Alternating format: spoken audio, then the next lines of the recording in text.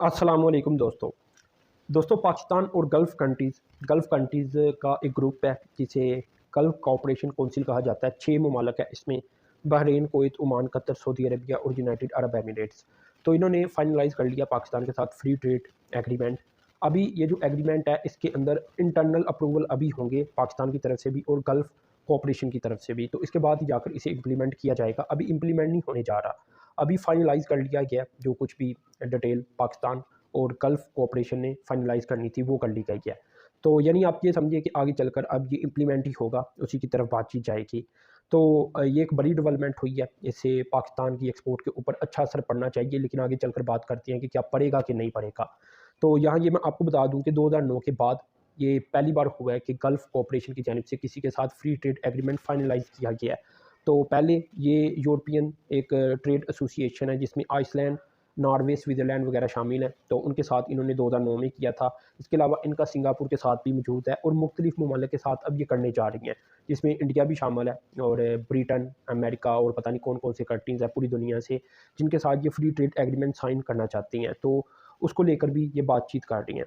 अब ये एक अच्छी डेवलपमेंट हुई है क्योंकि अगर देखा जाए तो पाकिस्तान गालबन $3 अरब के आगे पीछे एक्सपोर्ट करता है इन ममालिक को। काफ़ी कम है एक्सपोर्ट, कोई बहुत ज़्यादा नहीं है, और इंपोर्ट बहुत ज़्यादा है। वो 19-20 अरब डॉलर के आगे पीछे है, लेकिन जो 19-20 अरब डॉलर है उसमें गालबन 75% या इसके 70% के अराउंड अबाउट आप कह सकती हैं कि जो चीज़ें हैं वो क्रूड ऑयल और इस तरह की जो चीज़ें हैं, पाकिस्तान की एनर्जी की ज़रूरत है वही पाकिस्तान इंपोर्ट करता है। तो ये क्योंकि पाकिस्तान लेता ही गल्फ़ कंट्री से है, तो इसलिए फिर इंपोर्ट बिल इनका बहुत ज़्यादा बन जाता है।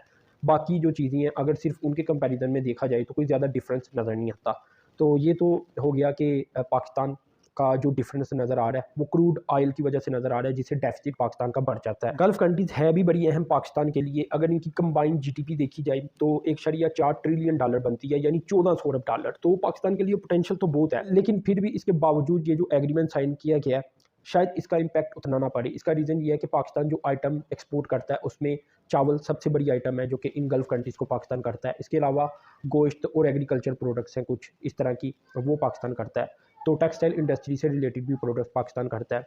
अब अगर इन चीज़ों को लेकर देखा जाए तो पाकिस्तान की यही वो चीज़ें हैं जो घूम फिर कर इन्हीं कैटेगरी के अंदर आएगी जिनकी एक्सपोर्ट पाकिस्तान बढ़ाएगा इन गल्फ़ कंट्रीज़ को। लेकिन मसला पता है क्या आने जा रहा है? मसला ये आने जा रहा है कि गल्फ़ कंट्रीज़ जो ट्रेड एग्रीमेंट है वो इन बाकी ममालिक के साथ भी साइन करने जा रहा है फ्री ट्रेड एग्रीमेंट। तो अगर इंडिया को ही लेकर देखा जाए तो इंडिया की जो एक बड़ी मार्केट है चावलों की, वो काबिज़ है इन गल्फ़ कंट्रीज़ के ऊपर, पाकिस्तान का नंबर दूसरा है।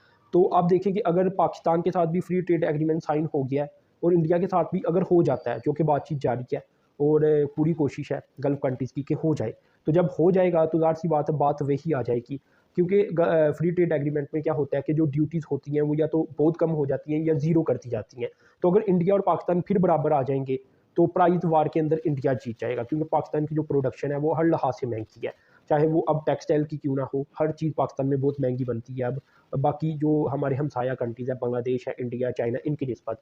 तो ये प्रॉब्लम सामने आ रही है कि या तो गल्फ़ कंट्री सिर्फ पाकिस्तान के साथ ही एग्रीमेंट साइन करती तो पाकिस्तान को ड्यूटी की मद में काफ़ी ज़्यादा चांसेस रहते कि पाकिस्तान के प्राइस वार के अंदर पाकिस्तान, इंडिया और बाकी कंट्रीज़ का मुकाबला कर पाता, तो एक्सपोर्ट काफ़ी बढ़ जाती। लेकिन यहाँ होने ये जा रहा है कि बाकी ममालिक के साथ भी कर लेगा साइन, तो बात वही आ जाती है। अब चावल, अगर अभी मैंने आपको पीछे बताया था कि चावल इंडिया ने बासमती राइस की जो प्राइस है वो बढ़ा दी थी, वो एक्सपोर्ट के लिए यूज़ होती हैं।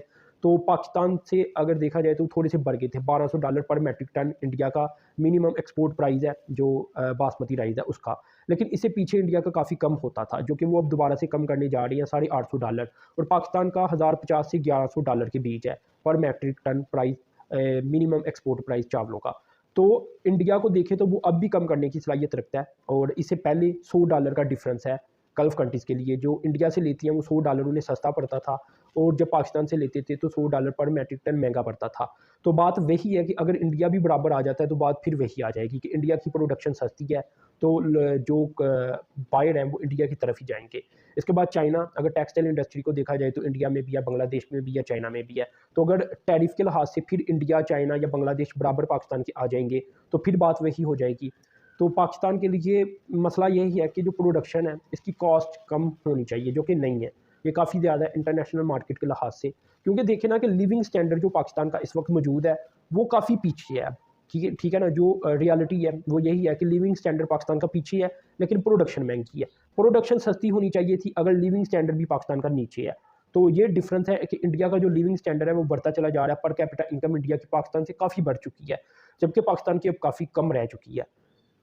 तो एग्रीमेंट अच्छी बात है पाकिस्तान ने की है, लेकिन जो प्रोडक्शन कास्ट है इसे भी कम करना पड़ेगा। इसके बगैर शायद पाकिस्तान के ऊपर उस तरह के असरात ना आए जिस तरह की पाकिस्तान चाहता है। खैर, ये मालूमात मैंने आपसे शेयर किया। आप लाजमी चैनल को सब्सक्राइब करें, साथ में जो बेल के आइकन पर क्लिक करें। अब तक के लिए इतनी था। अल्लाह हाफिज़।